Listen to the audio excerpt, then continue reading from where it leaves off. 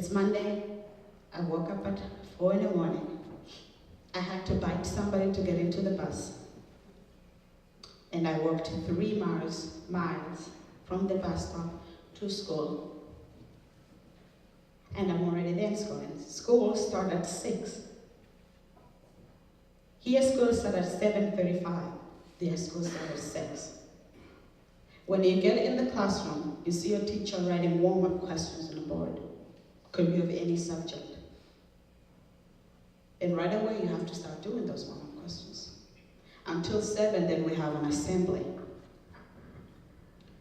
where all of us are going to stand in a line, and our teachers come and see if we have a full uniform. The picture on your right-hand side, that was I and my teacher. The clothes that you see me wearing, those were my regular clothes, except for Wednesdays. So, teachers will look if you have a white shirt on, a blue tie, blue skirt or pants, white socks, and black shoes. And you had to have them. So I'm in assembly line, and for some reason, I do not have my tie. I forgot it, I lost it, and I could not afford maybe to buy a new one. So my name goes in the list of people without full uniform.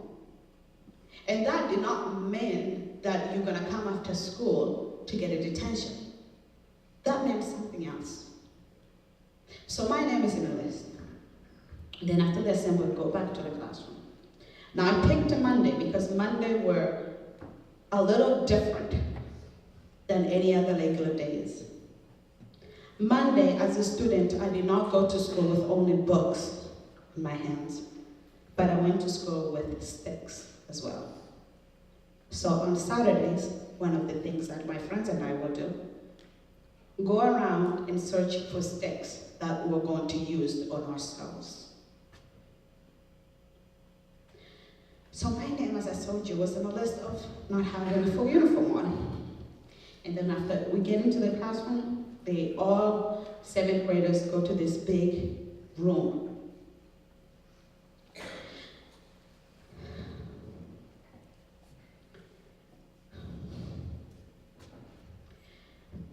In the room, our teachers will be at the front, and one of the teachers will have the list of the names of who's in trouble and who isn't. And my name is always in the list. Now, first of all, I told you, I did not have a tie. And then my name will be under the list of the most talkative person in the class. And I did my best to make sure my name was not in that list, but that was something that I couldn't control.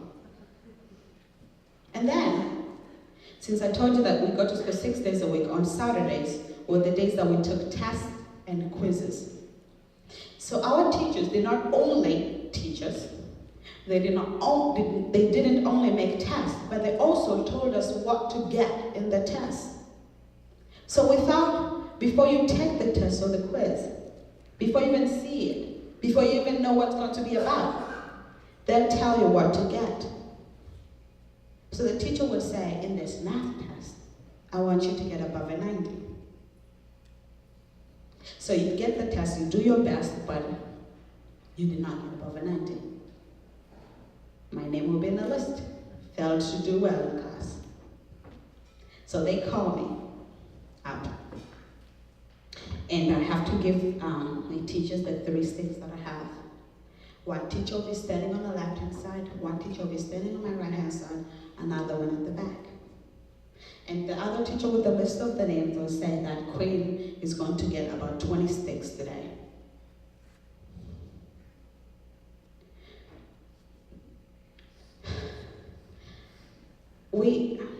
We call this system, which they used to punish us, as a cross system, because we had to stand as a cross,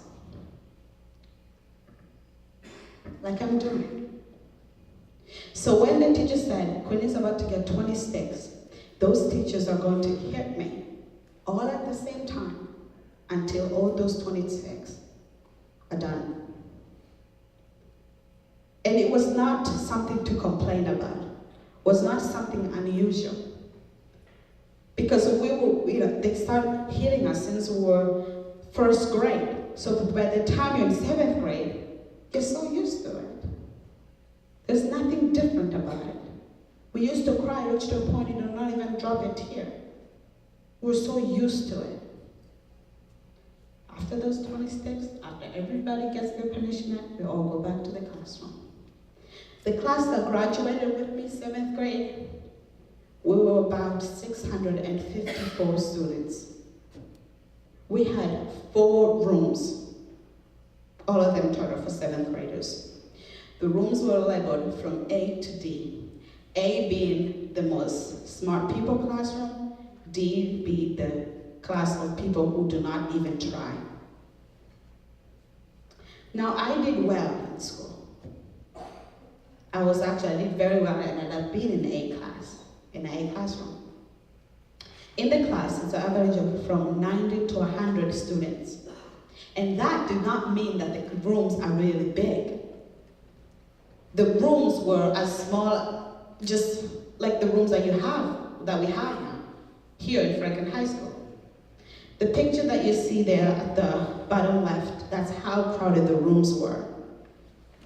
So you're in a classroom, it's very crowded, and I'm sitting way at the back. I did not want to sit way at the back, but I had to sit way at the back. Why? Because where you sit tells how smart you are. Students who sit right at the front, they were much smarter than students who sit way at the back. Now, I was very short, and I still am. But I'm sitting way at the back, and there's students in front of me whom, I cannot see the board very well because the students are really tall, and I cannot hear the teacher very well. Still, I could not raise my hand and say, I'm sorry, teacher, but I cannot hear you very well, or I cannot see the board, so may I please move to the front? That was not the case. Because the only way that I will get to see where I want to sit or where I should be sitting depends on how well I do those tests. And although sitting at the back was really hard, but actually it was a safe place for me to sit. Because if I do very well and I end up getting the front row seat, and I end up losing that seat the next week, I'll be in even big trouble. So I preferred sitting way at the back, although I could not see or hear my teacher very well, because I knew I could control that seat. I knew that at least I can keep this seat, I'm not going to lose it. So I'm sitting way at the back. I cannot see my teacher, cannot hear her very well. And that's not only the issue that's going on. In school, we had a problem with race. My school was 50% Indians, 50% us, blacks. Now, it was considered the more lighter skin you are, the better you were. So if I sit or stand next to a person whose skin color was much lighter than mine, he or she was better than me. So I end up sitting with a person who does not want to sit with me. The picture on the top left, I had friends whose skin color were much lighter than mine. And our friendship was on and off, on and off, on and off. Because we always fight. There's always that I believe that they were much better than me. And I could not control it. I could not do anything about it. I could not change my skin color.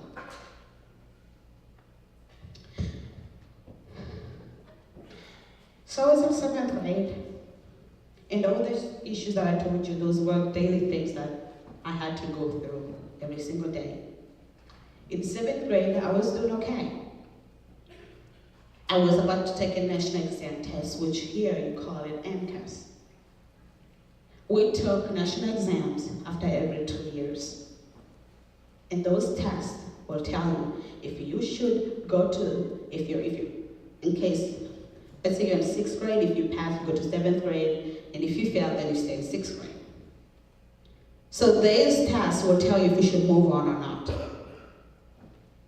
Now, I knew my weakness. I was okay in all other classes, but not history. And I knew that I was going to fail history.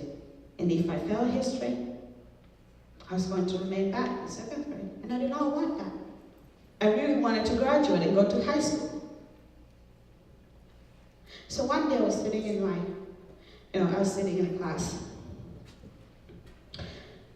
worrying about the test. And my history teacher came. And he said that I should sleep with him and he was going to help me pass. Now I knew that whatever the answer, I'll give it to him. He already made his mind. Seventh grade, I was 12 years old. I got raped at school. I didn't scream or fight for myself. I didn't do a single thing. I was shocked, but not as much. And I say I was shocked, but not as much, because up to that point, I was so used to being raped.